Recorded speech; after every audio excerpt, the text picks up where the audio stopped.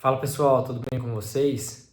Voltando aqui para darmos sequência no estudo do livro Estado Vibracional da autora Nancy Trivelato. Hoje, dia 30 de junho de 2026, último dia do mês, último dia do semestre, uma terça-feira abençoada, agora 7h30 da noite. Pessoal, para quem está acompanhando, a gente retoma agora do tema número 7, que é a sensação do EV. E a gente vai ficar só nesse tema, então acho que a aula vai ser mais rapidinha hoje. Começo então aqui agradecendo a Deus, agradecendo aos mentores, a oportunidade da gente estar aqui nessa troca, que eu possa ser inspirado aqui para levar o conteúdo para vocês com a maior clareza possível, trazendo simplicidade a algo que a própria autora já começa a nos orientar como sendo um desafio, né? Porque logo aqui no começo, o ponto é sempre a dificuldade que a gente tem de comunicação em relação a elementos que são subjetivos e que, por serem subjetivos e não estarem no nosso habitual do dia a dia, algumas dificuldades acontecem em termos de comunicação, tá? Então, começando aqui, ela traz esse ponto, né, no primeiro parágrafo, às vezes, e faz a analogia do café, né? A complexidade, às vezes, da gente conversar sobre sabores, por exemplo. Então, para quem é do café, assim como eu, existe um curso preparatório para que as pessoas estejam alinhadas, estejam balizadas, estejam ali com referências padronizadas para que possam se comunicar melhor, para que possam se entender melhor em relação a essas nuances, né, que existem nos sabores, no sensorial e tudo mais. Então ela começa trazendo essa analogia, que para nós aqui vai ter o mesmo efeito, o efeito de quando a gente vai falar de algo subjetivo, seja sensações ali sutis, e eu aqui até extrapolo, né, seja quando a gente vai falar sobre emoções, sentimentos, estados diversos, alterados da consciência e tudo mais, a dificuldade é a mesma. Então ela comenta que da necessidade e a importância de se ter então uma linguagem comum a todos, uma linguagem que possa ser entendida, né, que esteja de uma maneira simples, obviamente, mas com a maior parte de nomenclaturas possíveis para que a gente possa comunicar essa subjetividade. Então vamos lá. Complexidade, no caso da energia, resulta ainda mais agravada pelo fato de que, mesmo que o experimentador tenha sensações que repercutam em o seu corpo físico, e na realidade provavelmente as terá, isso não significa que todas as sensações estejam se manifestando no veículo físico. Ao contrário, em geral, a interface energética é o veículo onde se dão os efeitos mais intensos derivados do processo energético. Então, o ponto aqui, como o nosso olhar ele não está treinado, ele não foi aí direcionado desde a infância a perceber essa realidade sutil, essa realidade subjetiva, então muitas vezes nós as percebemos à nossa maneira e a gente acaba achando que tudo é um efeito no próprio corpo físico, no próprio corpo biológico, porque o nosso olhar não está treinado e voltado a entender e interpretar as sensações da realidade sutil, né? Dos nossos corpos ou veículos sutis. Então é isso que ela está trazendo, né? Em algumas vezes a maior parte dessas sensações estão percebidas aonde? No duplo etérico, que é o paracorpo, ou interface, no duplo etérico, que é a interface energética ou corpo energético, tá? E muitas vezes a gente acaba assimilando ou trazendo como sendo repercussões da própria biologia. Então esse é o primeiro passo que ela traz. Depois um outro ponto que eu quero chamar a atenção aqui com vocês, está no finalzinho aqui da página. No meu livro eu estou na página 70, edição número 3. Então no finalzinho aqui ela fala assim, ó, uma vez que utilizamos o cérebro ao modo de interface para reconhecer e refletir sobre tais sensações, se o cérebro não estiver preparado para lidar com aquela informação, muitas vezes sutil e não proveniente do corpo físico, não registrará com clareza a ocorrência. Então as sensações ficaram inconscientes, ou seja, reais, mas que para o indivíduo constituem um ponto cego. Então vou fazer um parêntese aqui para a gente comentar. A gente está acostumado com os sentidos físicos que nos foram ensinados e através desses sentidos físicos a gente interpretar as coisas, não é assim? Todo mundo já sabe daquela historinha, ou pelo menos se não sabem, vocês podem buscar na internet, daquela tribo indígena que, quando as caravelas chegaram, eles não conseguiam enxergar as caravelas. Isso lá, muito tempo atrás. As caravelas que vieram da Europa chegaram uma tribo indígena, que o pessoal sabia que tinha alguma coisa, mas ele não conseguiu conceber. Até que o xamã da tribo, que tinha uma visão mais expandida da realidade, ficou vendo, né, e ficou focado no ponto, até que conseguiu enxergar pela primeira vez as caravelas, que já estavam lá ancoradas há muito tempo. Foi contar para a tribo e a partir disso aí todo mundo enxergou. Então o que quer dizer? Existe uma realidade absolutamente infinita, sobreposta a essa malha da fisicalidade ao qual estamos, né? A esse plano da fisicalidade ao qual estamos. Porém, o nosso cérebro, que está conectado ao paracérebro, não necessariamente está desenvolvido de maneira suficiente para poder captar tudo isso que está ao nosso redor, tudo isso que está sobreposto aqui. Porque no nosso inconsciente existem ainda algumas travas. Esse é o ponto. Então precisamos desenvolver essas musculaturas. Olha a dificuldade que a gente tem quando vai falar em questão de cores, né? Então temos as cores aqui captadas pelos olhos físicos. Se alguém já experimentou um desdobramento lúcido, né, uma viagem astral, desdobramento anímico, tanto faz o nome, sabe a diferença que existe de tons para as mesmas cores. Então, diferentes tonalidades de azul, por exemplo, mais vibrantes, mais intensos e etc., para a mesma faixa, né, ali do azul, no caso, do que quando comparado aqui com o que o olho físico é capaz de captar.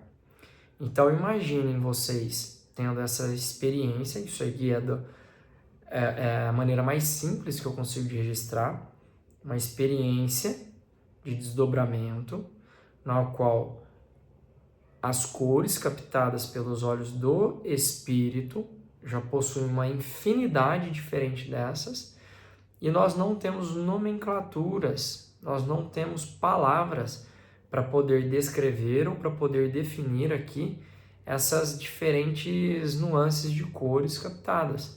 Então, só nesse ponto já existe uma dificuldade imensa. Por isso que o pessoal fala muitas vezes assim só, o plano astral, né, dependendo do subplano que a gente está, ele é exuberante, ele é vibrante, em relação a cores, tá?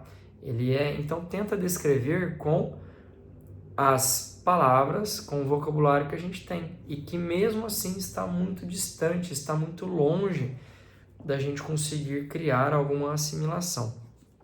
Então aqui ela está falando de um programa, ou seja, um glossário formado para poder ajustar o nosso cérebro a perceber, né, diferentes aspectos ali da realidade, para que a gente possa driblar esse ponto cego ou alguns desses pontos cegos, porque senão a gente vai ter uma experiência e a gente não vai captar.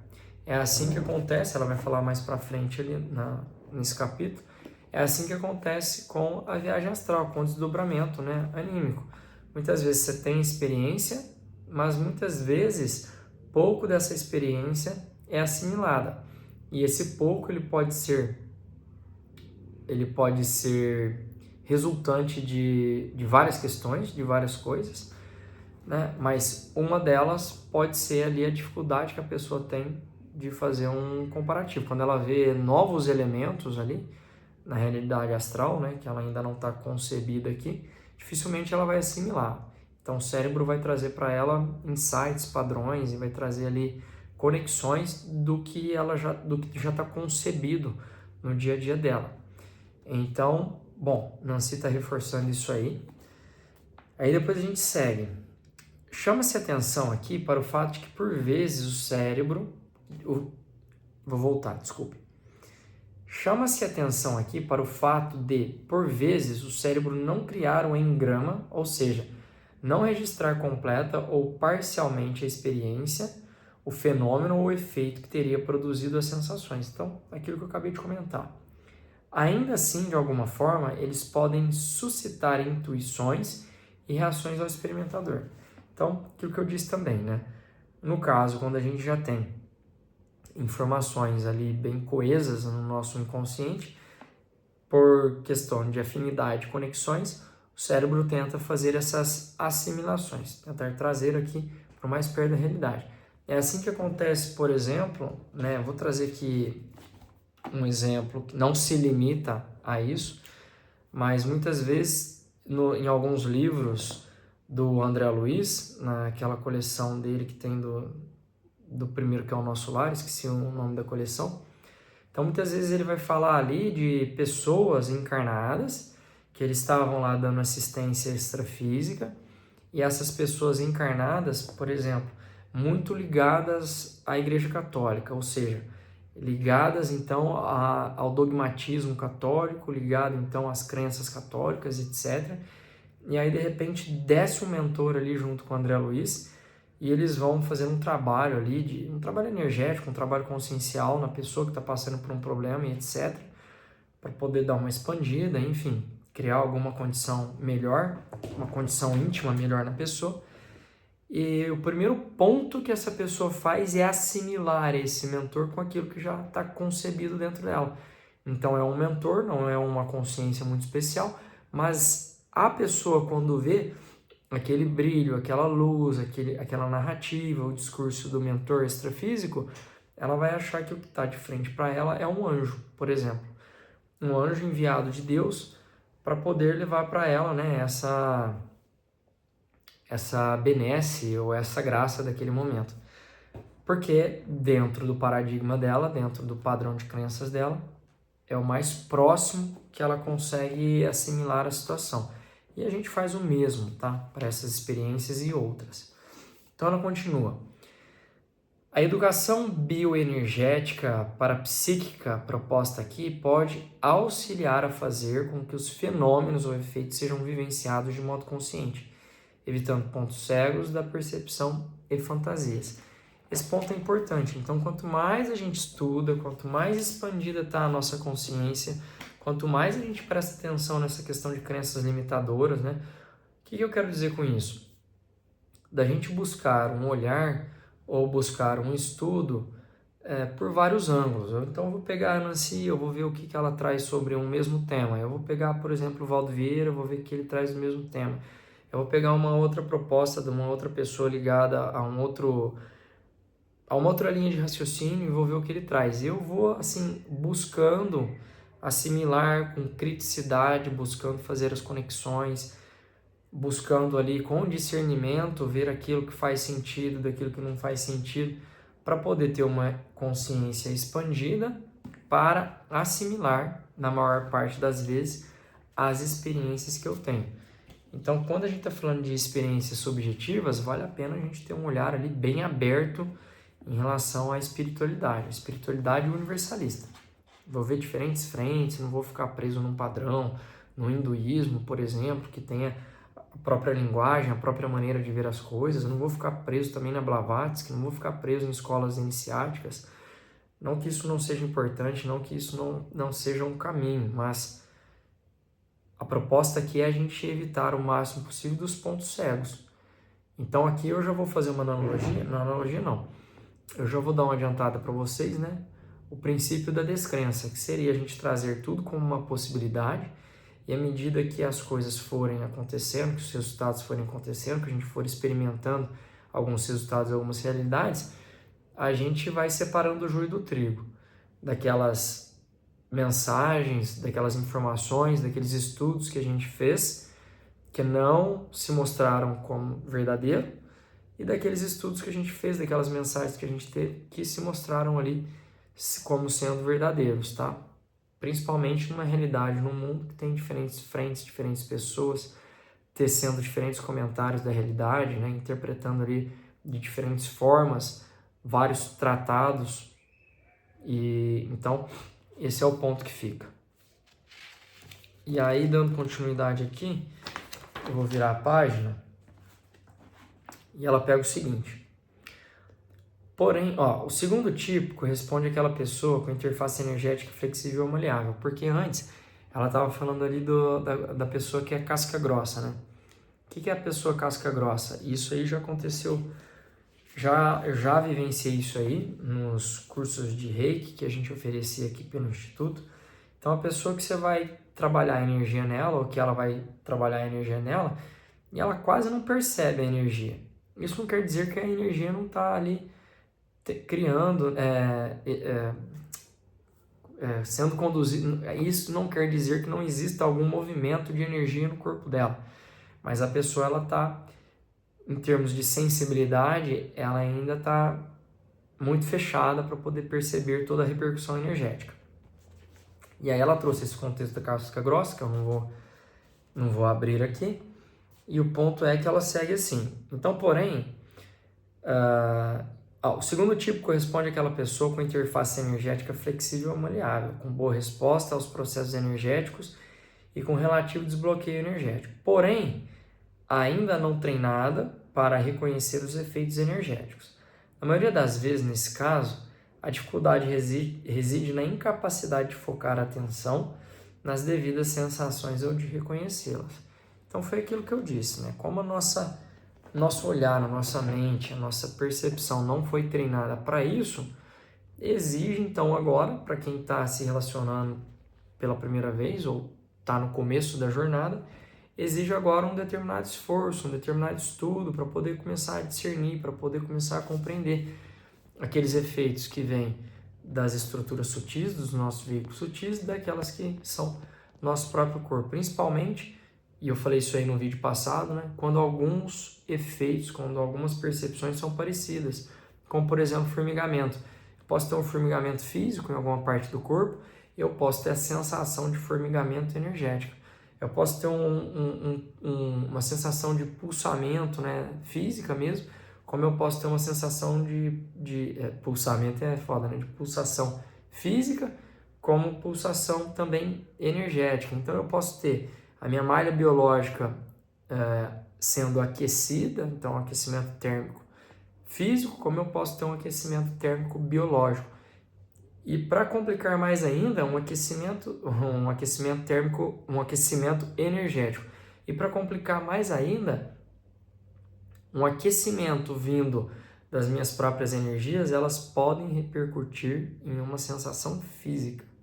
Então essa é a bagunça, né? Tem o formigamento também, tem inúmeras sensações ali de pressão e etc.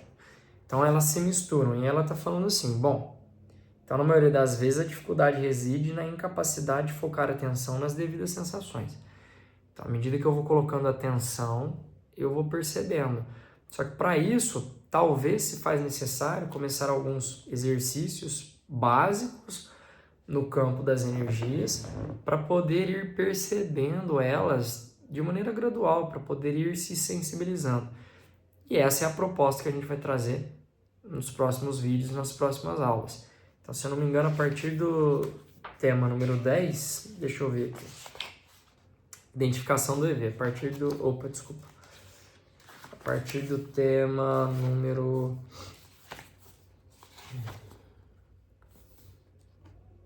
Sim, vai ser o 10 mesmo. O 9 é quem pode instalar o EV e o tema 10, aplicações e benefícios do EV. Então, a ideia é que a partir do tema 10, a gente vai desenvolvendo também aqui algumas técnicas guiadas para, em paralelo, ir motivando, né, e impulsionando essas sensibilidades. Bom, voltando aqui.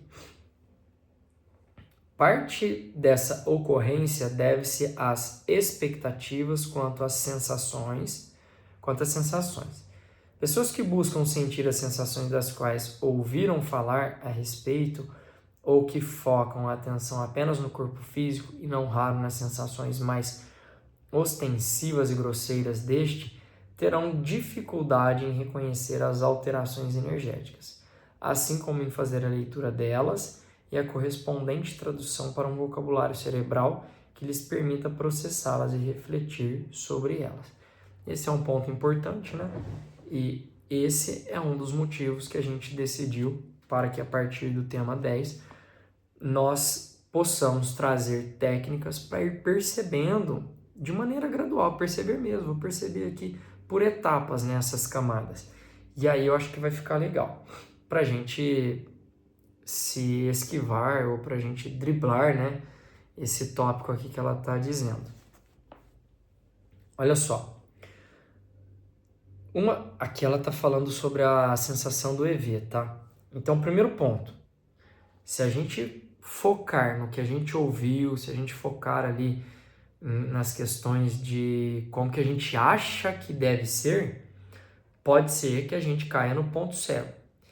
Então, a ideia é a gente se perceber, a gente se experimentar, a gente ir ali tentando traduzir por nós mesmos, sempre fazendo alguns comparativos e analogias para saber, talvez identificar aonde a gente está, né, em termos de energia. Então, sensação de balonamento, sensação de formigamento.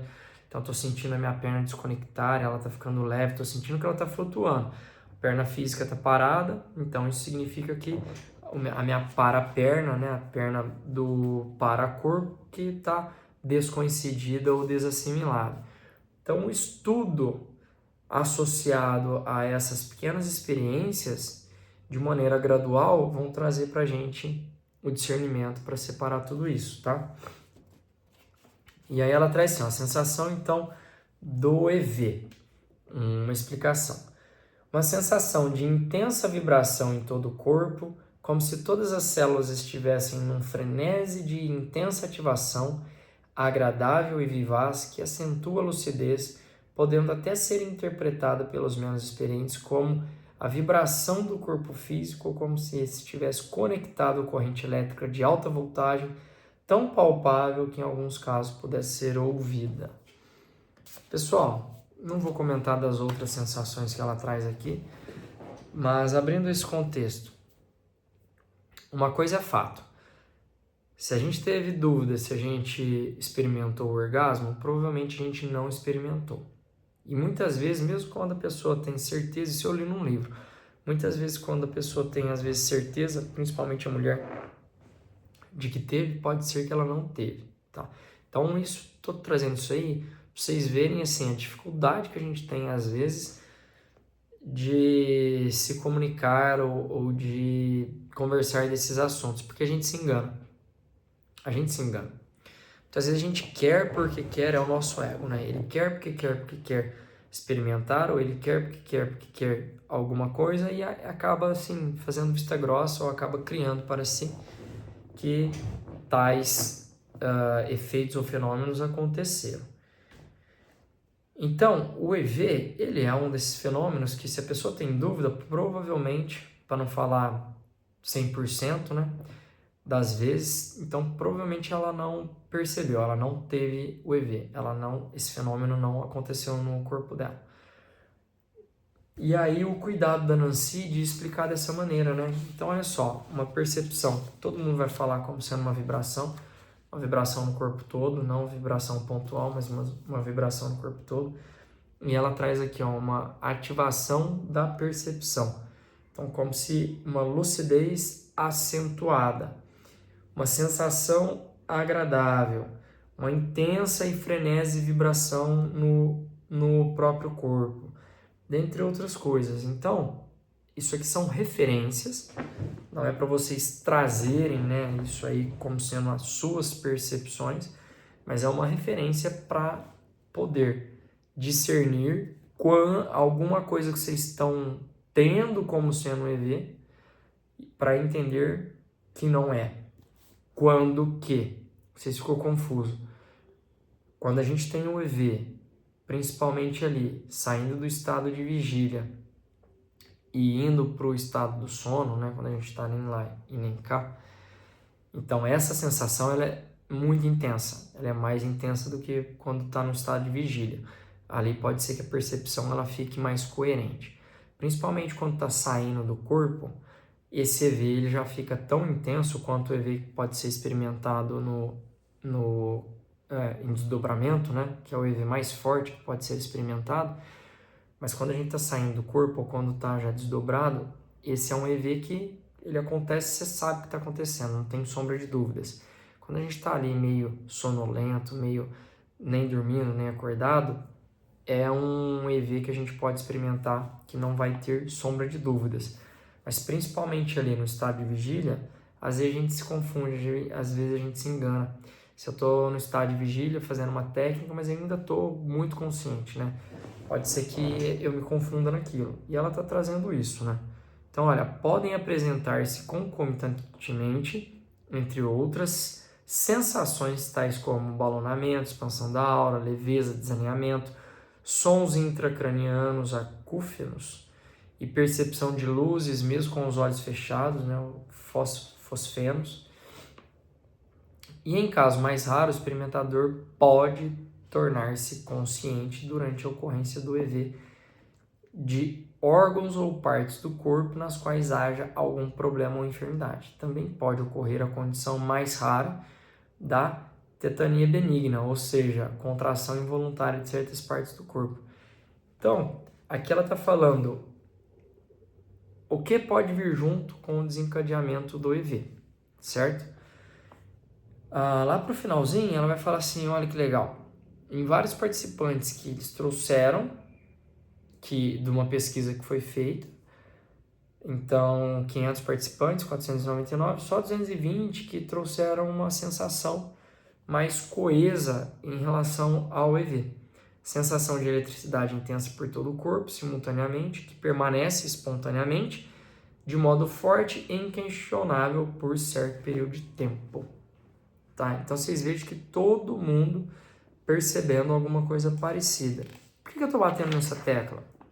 Estou batendo nessa tecla por causa do auto-engano, por causa do ego, da vaidade espiritual, que muitas vezes nós queremos participar de um assunto e por participar de um assunto nós forçamos algumas percepções. Ou quando a nossa vaidade espiritual quer barganhar o olhar para dentro de nós mesmos, e a gente traz esses assuntos como sendo algo do dia a dia, como sendo uma experiência já experimentada, e quando muitas das vezes é apenas nós nos enganando para podermos chamar a atenção, tá?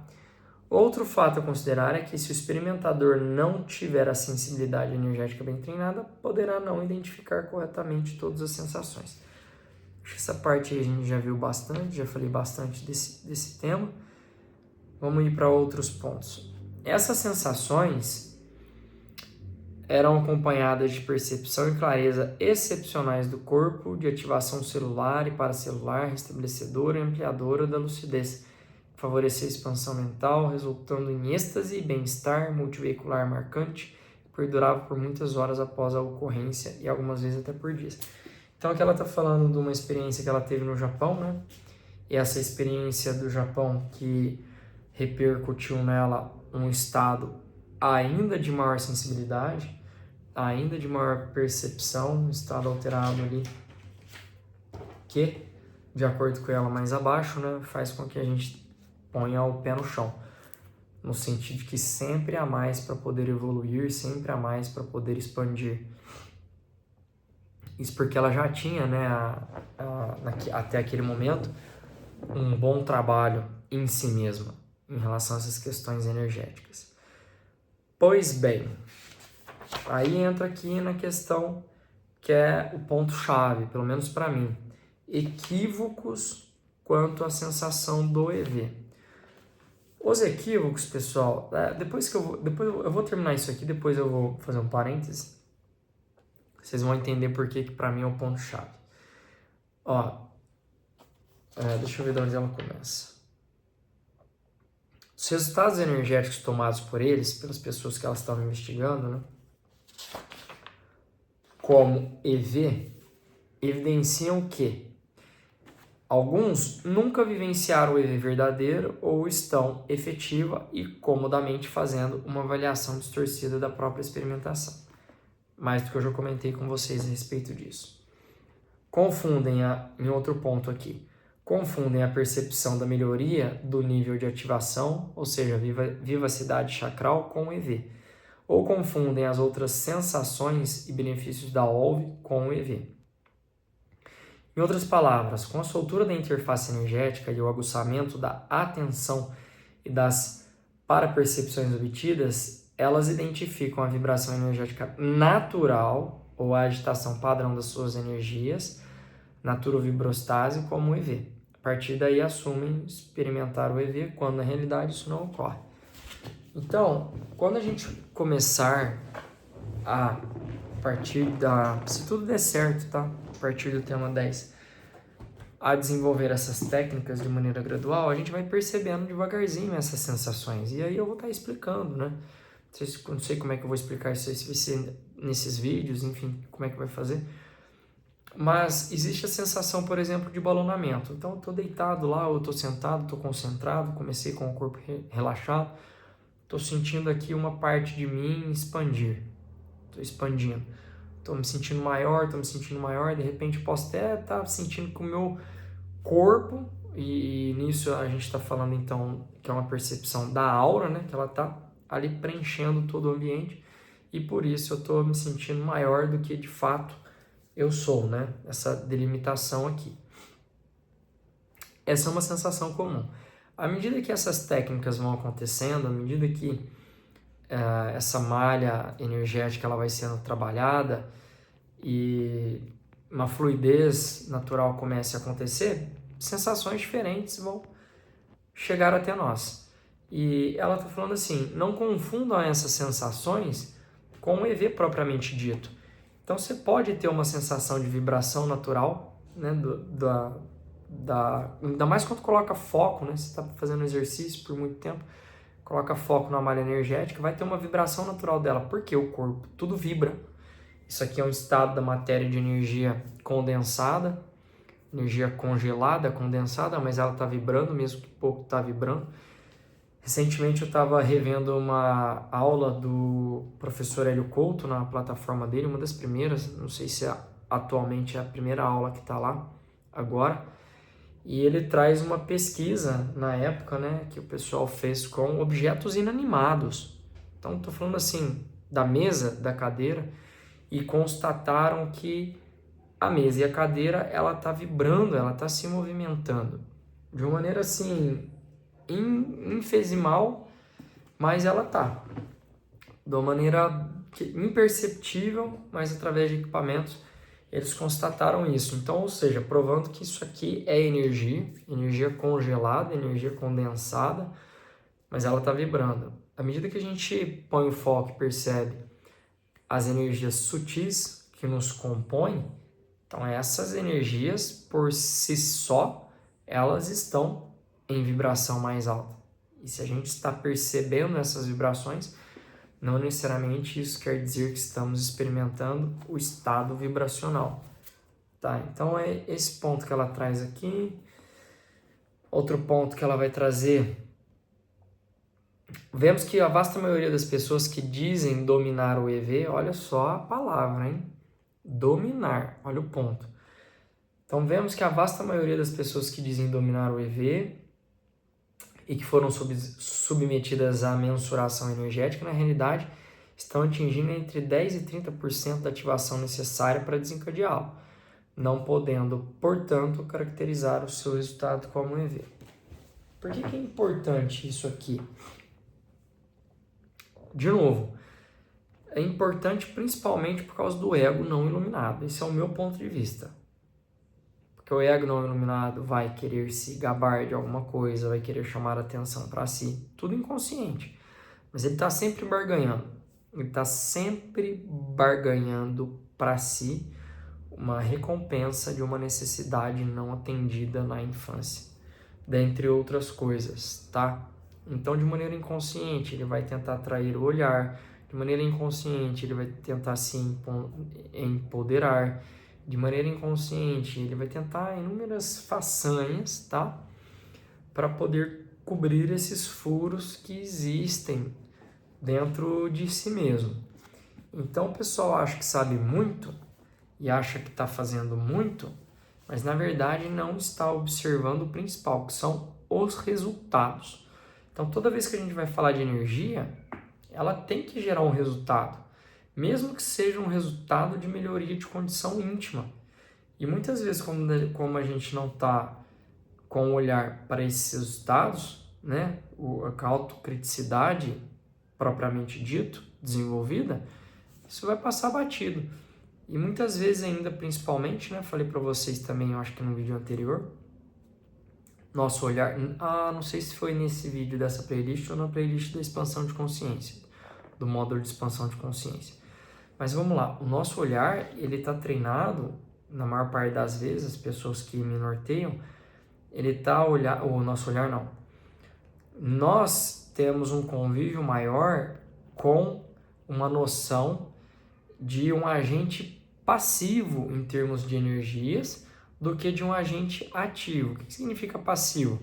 Você vai na casa de Umbanda, você vai na casa espírita, você vai num terreiro de candomblé, você vai numa benzedeira, você vai num médio de incorporação, num curador e etc., né? Ali num orientador espiritual.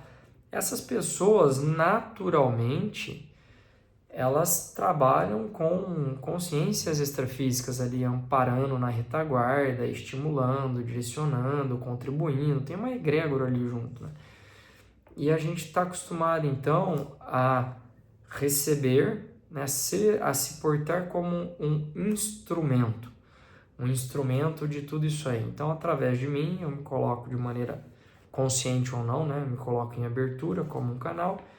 E aí essa equipe, né, de mentores, essa equipe ali de amparadores, seguindo, né, a luz divina, vão fazer um trabalho ali junto de mim para melhorar a condição, para poder melhorar o equilíbrio, para poder harmonizar uma pessoa, um cachorro, um ambiente, uma plantação e etc., né?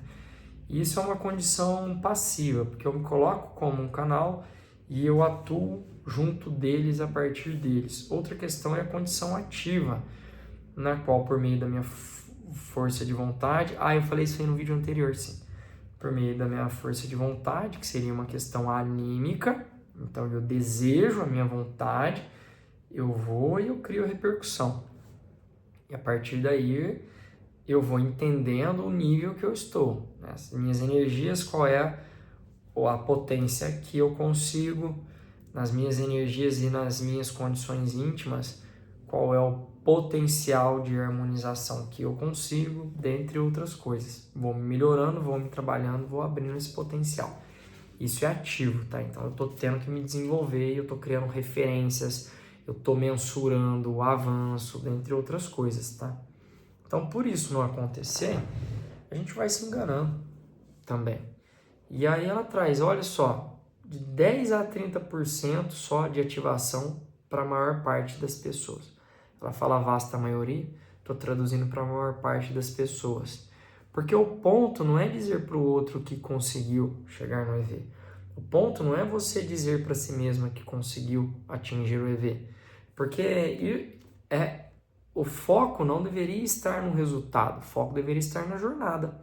E a jornada é sobre a melhoria da condição íntima, a jornada é sobre o desenvolvimento da musculatura.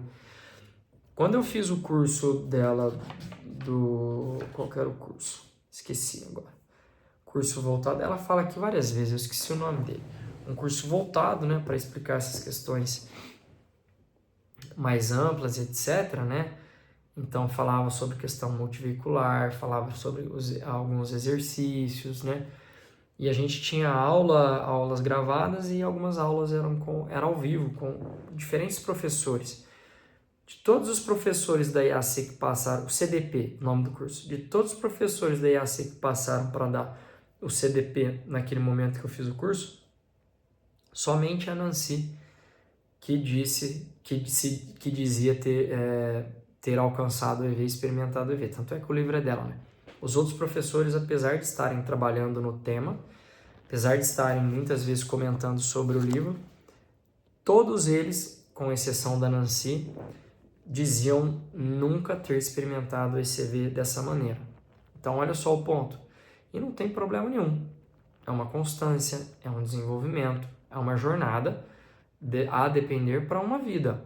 Uma jornada que o ponto focal dela está na reforma íntima, na melhoria do estado interno, no desenvolvimento das energias, no ganho de lucidez no dia a dia do que você está fazendo. E aí as consequências vão vindo, tá? Então eu tenho que me abastecer com esses avanços que eu conquisto e não necessariamente focar no resultado. Resultado que é resultado no sentido que é desencadear o EV, mais cedo ou mais tarde ele vai acontecer. Portanto, para a gente concluir essa parte. Portanto, enquanto não se fizer o acoplamento energético técnico para mensurar se a pessoa está em EV, só contamos com o seu relato e seu vocabulário para tentar entender o que está acontecendo e procurar ajudá-la a compreender seus processos energéticos. Outra complexidade é que os relatos podem também estar influenciando pelas descrições teóricas das sensações lidas em um livro como este ou aprendidas em cursos, ou seja, algumas pessoas podem descrever o que é esperado e não necessariamente o que realmente sentiram. Essa é a bagunça que a gente faz, tá? Pessoal, nessa parte do livro a gente fica por aqui. O comentário final que eu vou fazer é: peguem essa abordagem, né, do auto-engano, pega essa abordagem somada a alguns vídeos anteriores, estava falando também desses desafios, né, desse auto-engano, para que vocês, para que eu, para que a gente possa, o mínimo possível, entrar nessa falha, entrar nesse ponto cego, conforme ela trouxe. Por aí afora na internet, o que mais se vê é isso, né? O tema, a espiritualidade, ele está em pauta. A democratização da informação, ela está ampla, porém não tem filtro. A gente não consegue filtrar o que as pessoas estão falando. Ora, muitas coisas fazem sentido no momento, de repente elas não fazem sentido mais. Ora, as pessoas acabam ali mudando de posicionamento. Então, muitas pessoas estão ainda numa jornada evolutiva e por isso estão mudando. Mas algumas delas trazem uma base muito bem sólida. É uma base muito bem sólida que a gente pode trazer como um potencial de orientação, né, coeso. Então, um material, um discernimento feito sobre rochas, né, firme, uma base coesa, sólida, já bem formada. Então é por isso, né? Então a gente tem as nossas linhas espirituais, a gente tem ali nossas frentes de estudo e muitas vezes as frentes que a gente segue também estão se equivocando em determinados pontos. Por isso, o princípio da descrença, por isso a criticidade. Tragam isso aí como sendo uma abordagem natural no dia a dia de vocês. Desconfiem de tudo e todos, desconfiem do que vocês mesmos percebem, desconfiem das coisas, não no sentido de... não leva isso para o caminho dos porcos, mas desconfiem no sentido, olha, são muitos argumentos, são muitas frentes, são muitas informações, muitas delas podem fazer sentido, muitas delas podem não fazer sentido. As que aquelas construídas sobre rochas, né, aquelas construídas sobre um patamar ali coeso, me levarão a experimentar resultados coerentes. Expansão de consciência, né, redução do ego, ou seja, iluminação interior, benesses na vida e graças como mais alegria, mais abundância, etc. E outras me colocarão num padrão de estagnação, que me levará a medo, que me levará ali a me estagnar na prosperidade, na alegria, que me fará questionar muitas coisas. Porém, muitas coisas precisam sim ser questionadas para ser descortinadas, principalmente quando é uma questão multiveicular.